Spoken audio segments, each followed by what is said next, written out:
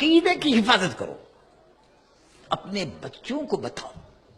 لوگ کہتے ہیں کہ اگر کوئی قادیانی ہمیں مل گیا اور ہم اس کے ساتھ بیٹھ گئے اور اس کے ساتھ ملاقات کر لی اور اس کے ساتھ میل جول کر لیا تو اس سے کیا ہوگا؟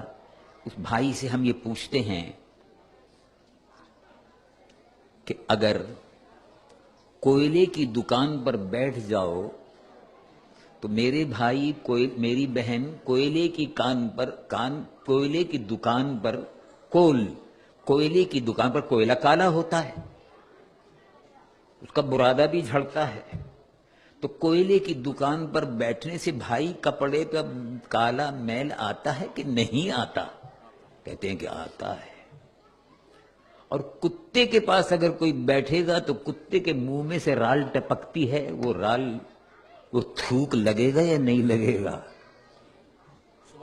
تو ایسی ہی دنیا کے ان کتوں کے پاس اگر بیٹھا جائے گا تو وہ جو رال ٹپکتی ہے اور جگہ جگہ وہ گندگی پھیلاتے ہیں تو گھر بھی گندا ہوگا۔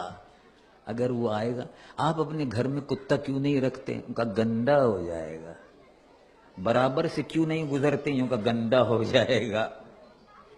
کتا ہے، کہیں نہ کہیں چلتے چلتے ٹانگ اٹھا کے پیشاب کر دیتا ہے، تو بچنا پڑتا ہے۔ آپ نے دیکھا ہوگا نا، کتا چلتے چلتے کتا ٹانگ اٹھاتا ہے، ٹانگ اٹھا کے پیشاب کر دیتا ہے۔ تو اب آپ جب کتے کو دیکھیں گے تو آپ بچیں گے۔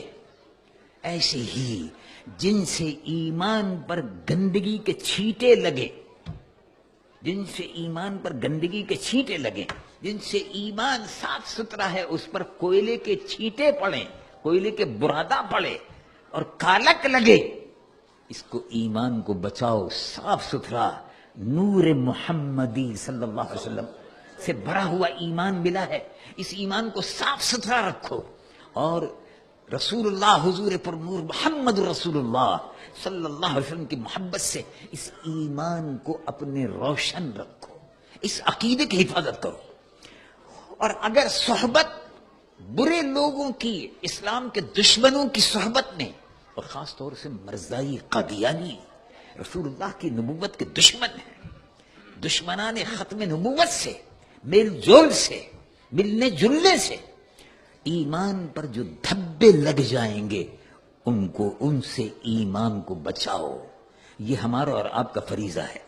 اور ایمان کے بچانے کے لیے تو میرے محترم بھائی صحابہ رضوان اللہ علیہم اجمعین اپنی جانوں کا نذرانہ پیش کر دیتے تھے، ایمان بچا لیتے تھے۔ دیکھو مکہ شریف سے ایمان بچا کر صحابہ مکہ شریف سے ایمان بچا کر لے آئے، جائیداد، مکان، دکان، کاروبار سب مکے میں چھوڑ دیا، سب مدینہ شریف آ گئے۔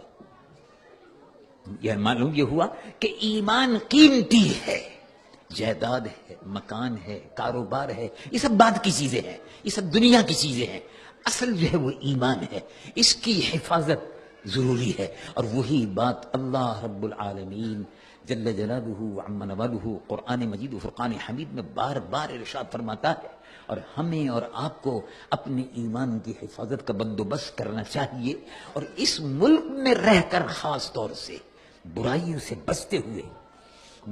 بچتے ہوئے ایمان کی حفاظت کرتے ہوئے جب آپ قیامت کے دن حضور کے دربار میں پیش ہوں گے، قبر میں حضور کے سامنے پیش ہوں گے، تو آپ یقین رکھیں کہ جو ایمان کا نور آپ لے کر گئے ہیں، حضور پر نور محمد رسول اللہ صلی اللہ علیہ وسلم کی شفاعت کے آپ حقدار ہوں گے۔